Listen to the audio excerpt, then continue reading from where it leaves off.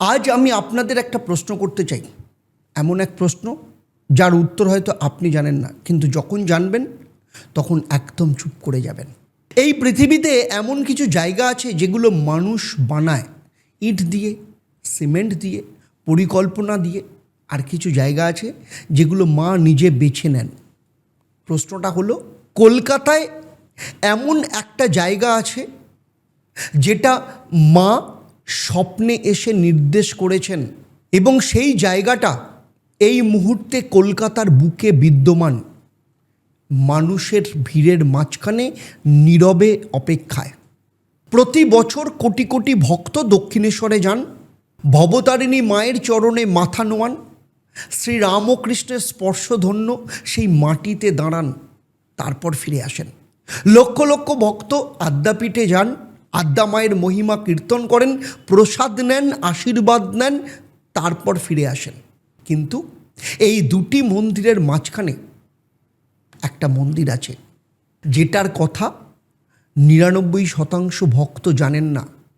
তারা জানেন না যে এই মন্দির না দেখলে তাদের তীর্থ অসম্পূর্ণ। আজ আমি আপনাদের একটু সময় নিয়ে এই মানচিত্রটা দেখাতে চাই।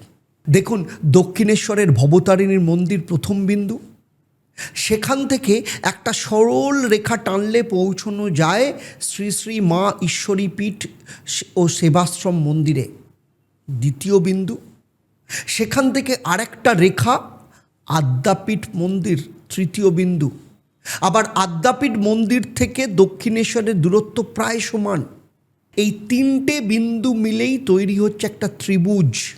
শাস্ত্রে এই ত্রিভুজের নাম আছে, যাকে বলা হয় ব্রহ্মযোনি। শাস্ত্রে বলে, যেখানে তিনটে শক্তিক্ষেত্র একটা সমান ত্রিভুজ তৈরি করে, যেখানে মায়ের আদ্যা শক্তি কেন্দ্রভূত হয়, সেই স্থান থেকে প্রার্থনা করলে তা সরাসরি মায়ের কাছে পৌঁছয়। এই প্রশ্নটা কখনো ভেবেছেন? এই তিনটি মন্দির কি শুধু কাকতালীয় এই ভৌগোলিক ত্রিভুজ তৈরি করে? না, মা নিজে এসেছেন তার নির্দেশে। কারণ এই মন্দির হঠাৎ গড়ে ওঠেনি, এই মন্দির কোনো জমিদার বানাননি, কোনো ব্যবসায়ী অর্থ ঢেলে তৈরি করেননি, কোনো রাজনৈতিক উদ্যোগে এটি প্রতিষ্ঠিত হয়নি। মা নিজে এসেছিলেন স্বপ্নে। তিনি নিজেই এই স্থান বেছে দিয়েছিলেন, তারই আদেশে তৈরি হয়েছে ভব্য মায়ের স্থান। আর এই মন্দিরে যখন আপনি প্রবেশ করবেন তখন টের পাবেন যে এই চোখ শুধু দেখছে না, এই চোখ পড়ছে।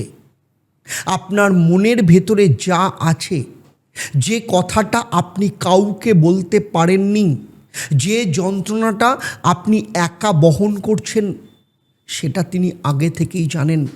কারণ তিনি শুধু একটা বিগ্রহ নন, তিনি আপনার মা। এখানে তিনি দেবী নন, তিনি আপনার পরিবারের সেই সদস্য যার কাছে আপনি সব আবদার করতে পারেন, যিনি কোনো প্রশ্ন না করেই শোনেন, যিনি আপনার মাথায় হাত রাখেন এবং সেই স্পর্শেই আপনার সমস্ত দুঃখ হরণ হয়ে যায়। এই অনুভূতি আপনি আগে কোথাও পাননি। এখন আমি আপনাদের একটা এমন তথ্য দেব যেটা শুনলে আপনি বুঝবেন এই ত্রিভুজ কোনো কোইন্সিডেন্স নয়। শ্রীরামকৃষ্ণ দক্ষিণেশ্বরে ছিলেন, সেটা আমরা জানি।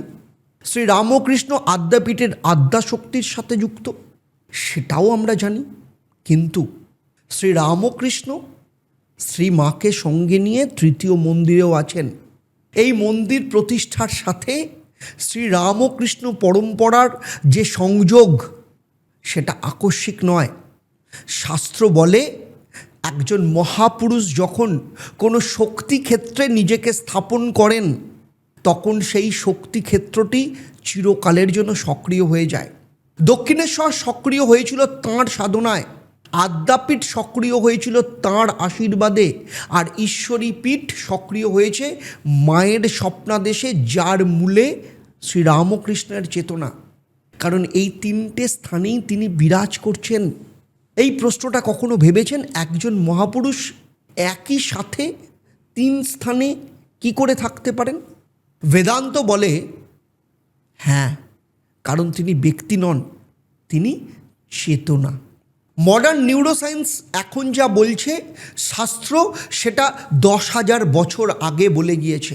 নিউরোসায়েন্স বলছে মানুষের মস্তিষ্কে বিশেষ কিছু জায়গা আছে যেখানে একটা নির্দিষ্ট পরিবেশে গেলে ডিফল্ট মোড নেটওয়ার্ক অ্যাক্টিভ হয়, আর এই নেটওয়ার্কই হলো আত্মদর্শনের দরজা।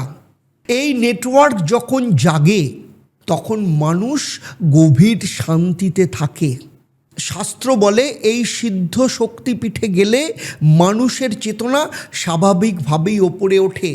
সেখানকার কম্পন, সেখানকার শক্তি মানুষের অন্দরের সেই দরজাটা খুলে দেয়।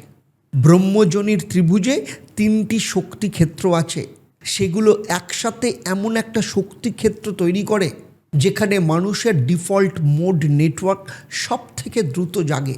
এই কারণে তীর্থস্থানে গেলে মানুষ কাঁদে, বুঝতে পারে না কেন তিনি কাঁদছেন, কারণ সেটা দুঃখের কান্না নয়, সেটা মুক্তির কান্না। মা আপনার মাথায় হাত রাখেন, এটা কি শুধু ভক্তির অনুভূতি?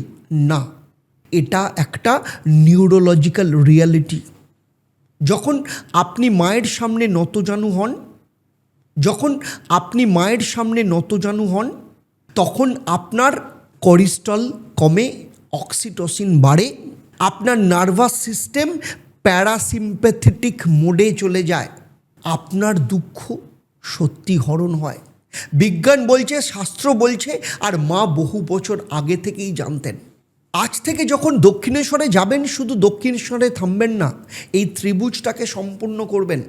প্রথমে দক্ষিণেশ্বর ভবতারিণী মায়ের মন্দিরে যাবেন, তারপর আদ্যাপীঠ, এবং তারপর সরাসরি শ্রী শ্রী মা ঈশ্বরীপীঠ ও সেবাশ্রম মন্দিরে আসবেন। এই 3টেই একদিনে করা সম্ভব। যখন আপনি 3টে করবেন তখন অনুভব করবেন যে এই ত্রিভুজটি আসলে একটা বৃত্ত, যার কেন্দ্রে আপনি চারদিকে মা। আজ এই ভিডিওটা দেখে একটাই কাজ করুন, এই ছবিটা, এই মানচিত্রটা স্ক্রিনশট করুন, আপনার পরিবারকে পাঠান, আপনার বন্ধুকে পাঠান। হয়তো তাদের মধ্যে কেউ আছেন যিনি দীর্ঘদিন ধরে একটু শান্তির সন্ধান করছেন, মা হয়তো তার জন্যই অপেক্ষা করছেন। এই ত্রিভুজের কেন্দ্রে নীরবে, এবং নিচে কমেন্টে লিখুন, মায়ের আদেশে আমি আসব। শুধু এইটুকু, মা বাকিটা জানেন।